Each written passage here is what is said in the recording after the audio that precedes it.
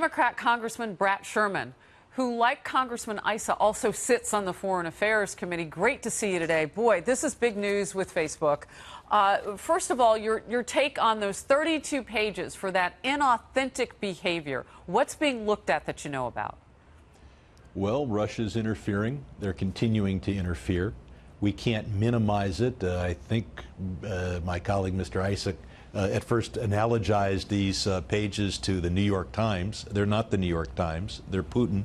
And we have not sanctioned Russia for its interference in our 2016 election. We have sanctions on them for their own abuses of human rights, but we haven't done anything to stop them from, to make it plain, to draw that line in the sand that they'd better not interfere in the 2018 election, and in fact, that's what they're doing.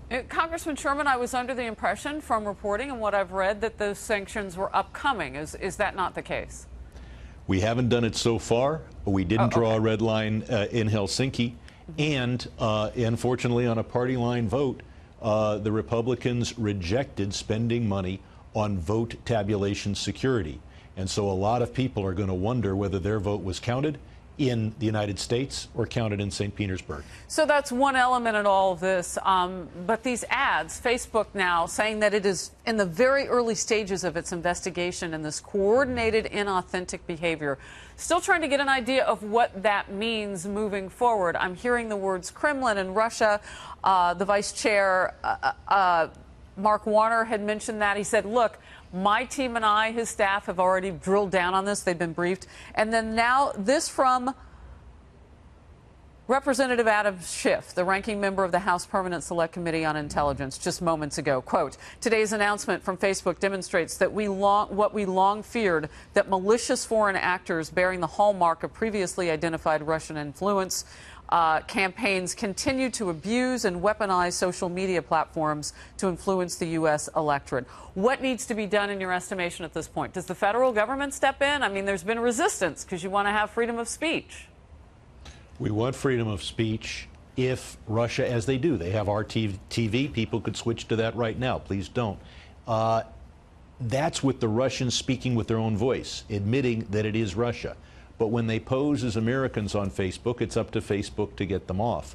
But more importantly, when we saw cyber attacks on the DNC, when we saw the theft of files from the Democratic National Committee by Russia, and Russia has yet to be sanctioned for that, that's a problem. When we haven't drawn a line in the sand, but instead have kind of embraced Putin as an ally of some sort, that is a problem. And when we don't spend money on vote tabulation security, we endanger our democracy and weaken our country.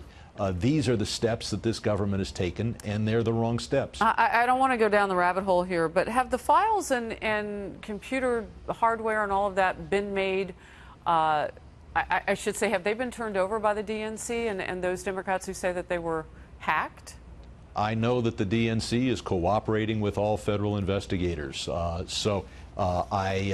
I don't think that you blame the New York Times. I don't think you blame the victims of this cyber burglary. I think you blame Russia and a foreign policy that does not punish or deter Russia or even insulate our vote tabulation system from further Russian attacks. Well, absolutely, Russia is a wrongdoer in this, and meddling might be too soft of a word for what Facebook is finding out that they're doing now, inauthentic behavior coordinated. But I ask the questions about the DNC files and computer files and whatnot just because it helps to be able to see what happened. For your time, I thank you very much for coming on. Look forward to coming back and talking about North Korea and Iran. All right. Congressman Sherman, thanks.